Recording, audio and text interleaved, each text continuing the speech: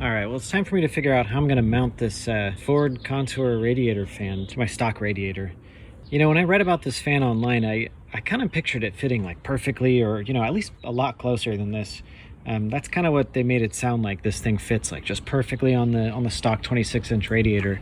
And it definitely doesn't fit perfectly. There's definitely like a good, you know, like 2-inch gap here, and then on each side there's maybe like 3/4 of an inch gap as well. So at first I was just thinking I would be lazy, you know, and just slap it on there. And actually, you know, a couple of these bolt holes already line up, and I was like, I'll just throw a bolt right into there and call it good, you know, grab some tabs. But then I kind of thought about, you know, if it was sitting on the actual fins itself, because this thing has a, you know, it has an edge to it. So if this shroud was actually sitting on the fins itself, you know, over time it would rattle and, I don't know, it would maybe cause a leak.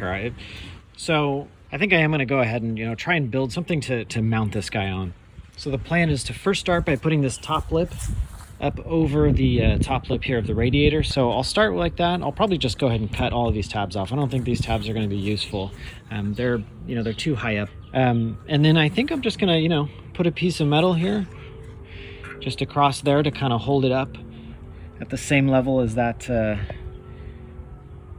front sort of tab, which of course corresponds with this. So I guess just like a flat, you know, flat piece of steel. I'll have to do some sort of maybe an edge there so that it has some sort of rigidity, because it'll be just this wobbly flat piece. And then I'll probably put something down the sides too, maybe the same thing, just so I'll end up with just a kind of like 3 sides of a box that kind of hold this guy in there.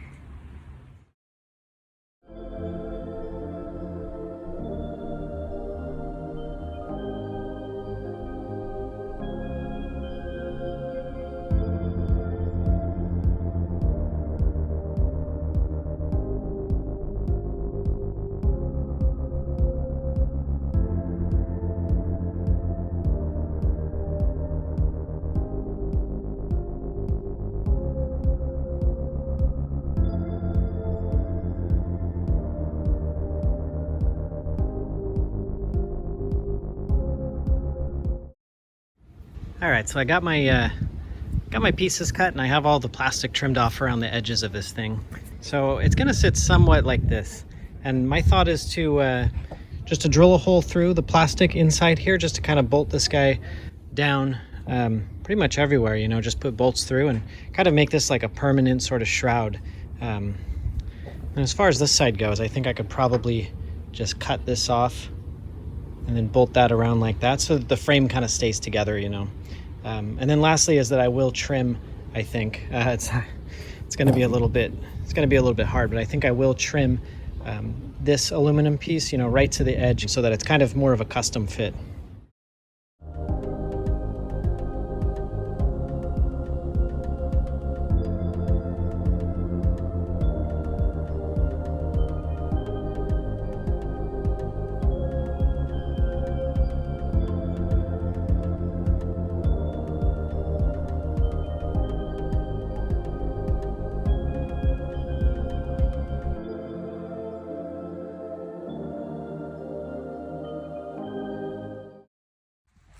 All right, this is actually looking pretty good. Got this thing, I've got both sides pretty much flat on the edge of the fan here. I've got 2 bolts bolted in, so yeah, that's pretty much right where I want it. Now, I did, just to make it a little bit nicer looking, I did mark off the best I could, sort of a template to cut, so that this will be kind of custom, you know, fit to the fan. It's not going to be just poking up all kind of ugly, you know. So I'm going to do my best to cut this straight, you know, where I need to, and kind of give this more of a custom fit look.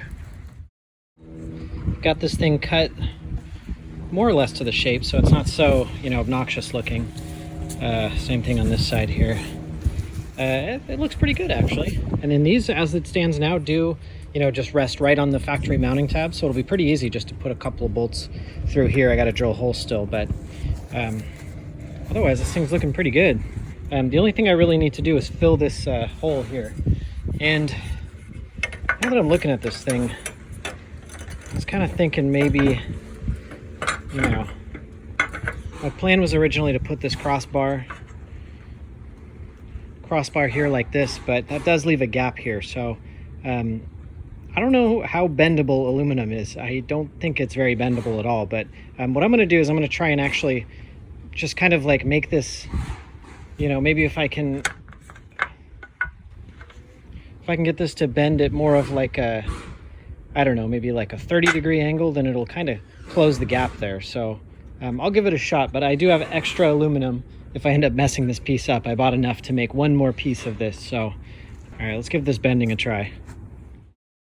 All right, well, I was not successful at bending this thing. It didn't really seem to bend at all, and I didn't want to crack it and have to cut a new piece. And also, I kind of want to bolt this to the bottom of the fan anyway and kind of get a good sort of like shelf for this thing. So, but anyway, what I'm going to do now is I'm going to just trim this guy up the same way that I did the other one. I've got the line marked just to make it look a little nicer. And then I'm also going to trim off and bend over this tab here so that I can put a bolt right through here and kind of bolt this piece onto this piece and then also onto this piece, giving it sort of like an aluminum frame around this thing. I think that'll be pretty solid. All right, here we go. I got this thing all painted, mounted up. There's two things I like about this fan. One, made in USA. The other thing I like is Ford. I think that's kind of funny that I have a Ford logo. I don't know if the work was actually worth it to retrofit this thing onto the radiator. I mean, I probably, looking back on it, I probably would have just bought a fan shroud for the Challenger, maybe even a new fan and radiator, I don't know. But hey, I saved some money, and you know, why buy what you can build? Somebody said that in the comment section to me. They were kind of sticking up for me for, you know, building some, like, it was like the transmission crossmember or something. And I love that. That's my new motto. Why buy what you can build? So it's time to drill out the holes here for this transmission mount. And so pretty much I just had the transmission sitting. I had this bolted in the car with the transmission sitting on it, on the mount. And, you know, I just put tape right along the edge. And use my calipers to measure the two holes distance, you know, the distance from the edge to the center of the hole here. And it looks pretty good, you know. I think we're in a pretty good spot. I definitely want to get these just the right size because I don't want any sort of wiggle room once these bolts are through there. You know, I want them to like be just, I want the hole to be just as big as the bolt. So I think I'm going to go ahead and start small and work my way up with these drill bits because I really have a bad habit of like missing the mark that I'm supposed to drill at. So let's get to it.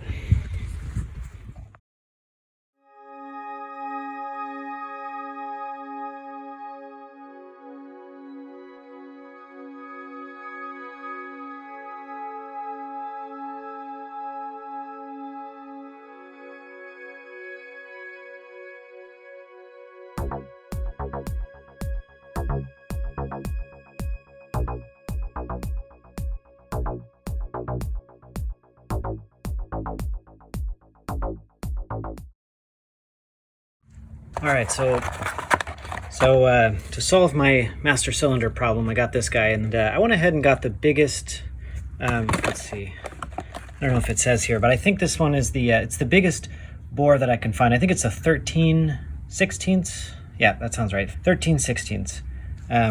And at first I thought this GS series, which is like the black powder coated ones, were just, you know, they were just charging an extra like $20 to have it black powder coated. But I realized that this actually has a shorter stroke. So the bore is a little bit bigger, but then the amount of pedal action that it has is a little bit less. So I'm thinking that since my pedal right now, I'm only able to achieve about, you know, about 3/4 of the whole thing. This might get it closer to probably not quite a full, you know, my full pedal swing would be a full compression of this guy, but it'll be close. So I'm thinking I'm going to basically use a little bit more of the bore of this one, and then this stroke of this guy will get me closer to what I need, if that makes sense. So basically this one pushes out more fluid by quite a bit. I think that this one should engage the clutch, and it's really hard to estimate, but hopefully somewhere halfway through my pedal throw.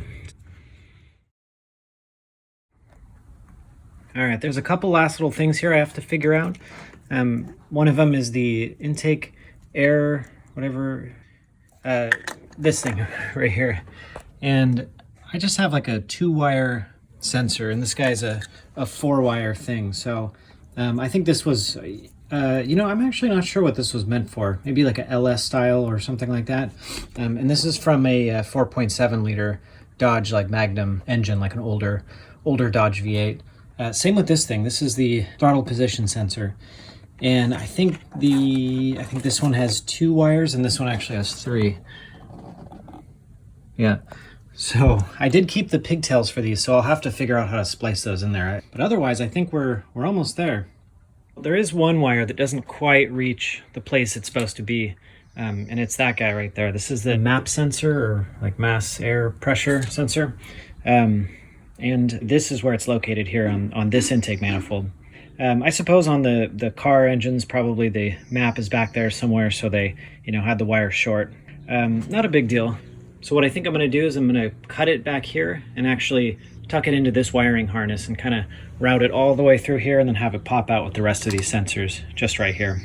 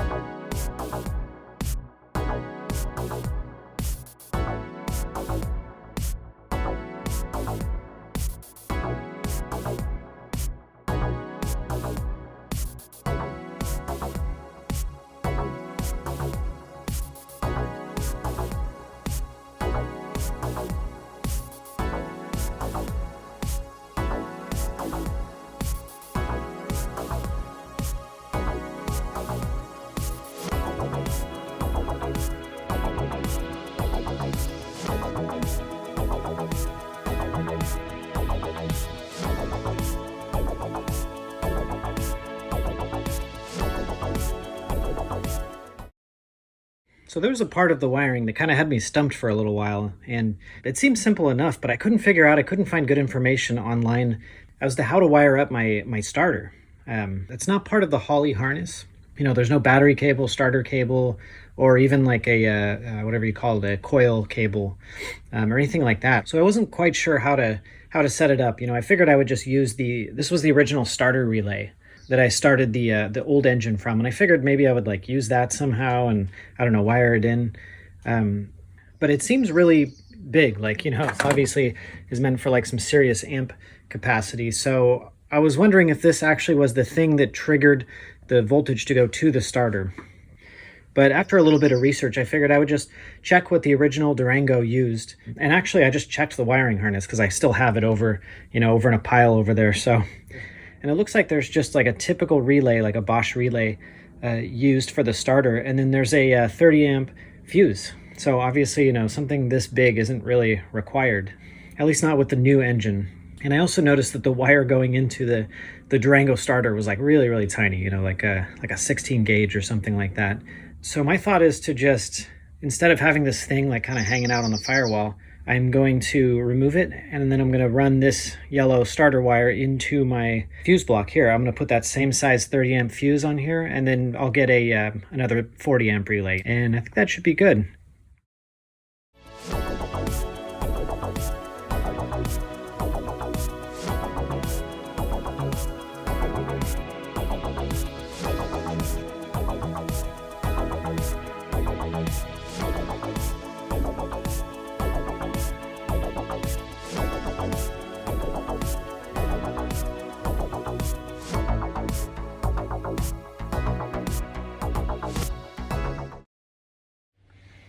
All right, so I made a little bit of progress trying to sort out this different connector problem I have. So for the throttle position sensor, sort of some good news here. So I got a hold of the wiring diagram for the Holley connector and found some kind of like random files on the internet that kind of seemed to match up with this guy.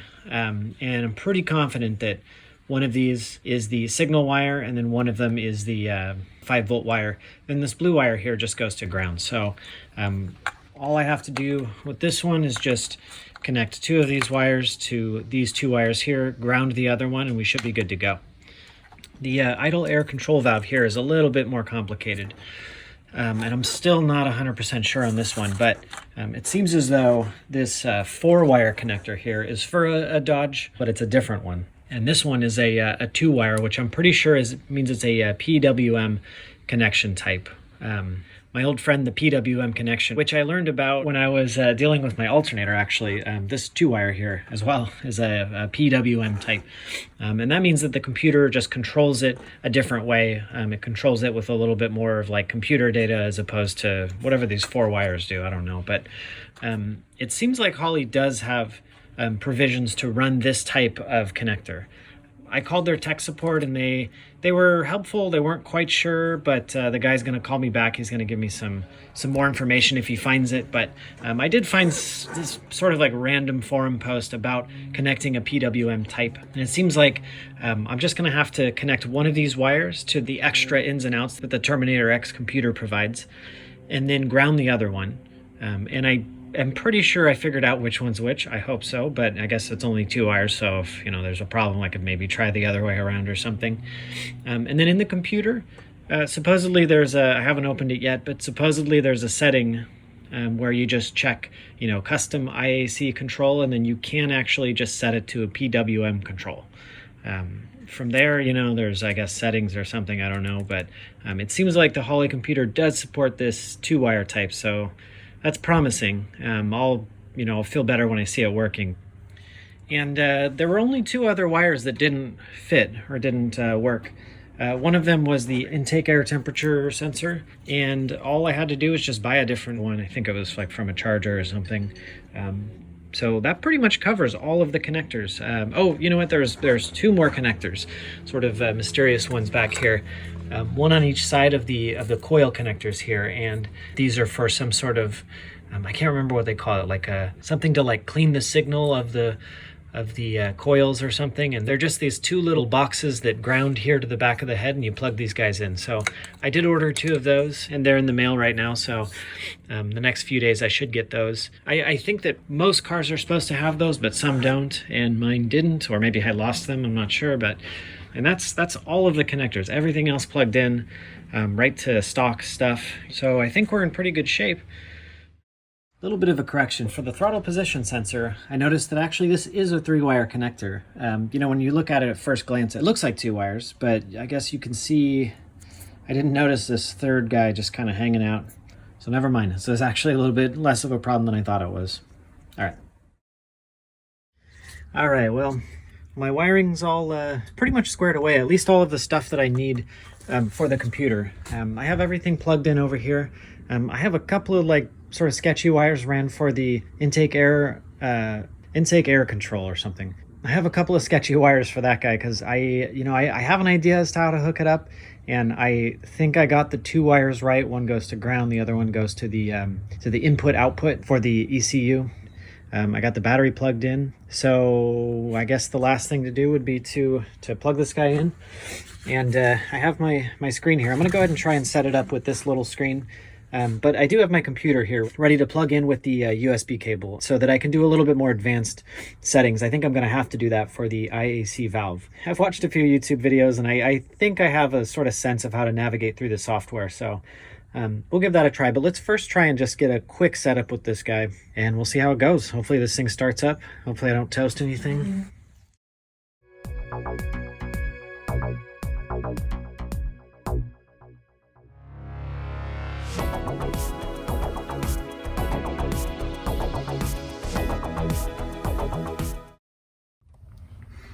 All right, all wired in. Everything should be good. Here goes nothing. Hey,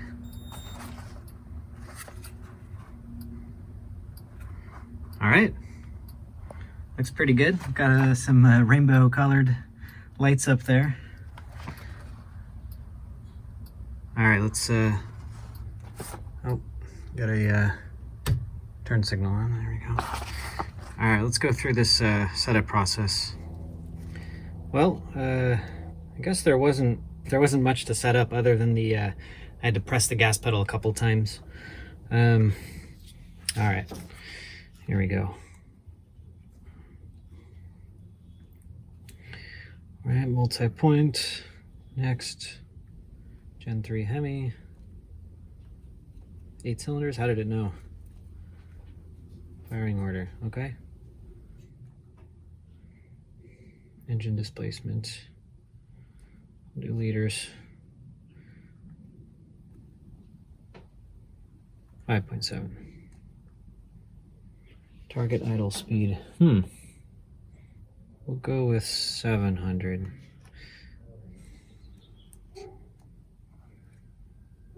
Cam specs. Okay, so I had to look up the specs of my cam. I guess I kind of have like a, not as aggressive of a cam as I thought, below 235. My intake and exhaust duration, 216 and 220. So, all right then. Fair enough. Ignition type. All right, well, this is the first one I'm not really certain about, but I think that so it says waste spark coils, and I'm pretty sure that's what the crossover spark plug wires are. COP coil and plug. I mean, I do have coil, I do have a coil on every plug as well, but I'm thinking it's the wasted spark coils. Non-VVT, yes. I mean, I don't have VVT. None of the Hemis of this generation did. I'm gonna go with this one, but I'm gonna note that and do some research later. Fuel pressure 60, injectors OEM. Whoa. I don't know. I guess I need the model number of my injectors. I hope I can see them. Let me go check that. All right, well, I did manage to get a glance of my part numbers, and I looked it up what the OEM part numbers would be for the Durango, and it did match. That's good, but they don't actually exist on this list. I just don't see them. However, the first one looks the most like it. I know that there's two different injector types, like EV6 and whatever the other one is. This one is the only one that looks like it, and then everything else looks kind of a good bit different. So I'm going to go with this for now, but I'm going to note this one as well. I got to do more research to make sure that this is the right injector. But online, when I'm looking at the photos of the two parts, they do look identical, and it does have that EV6 connector on there. So, that's something, I guess, but we'll have to look it up. All right. Power adder type. None, unfortunately. Map sensor. Okay. I guess that's it. Start.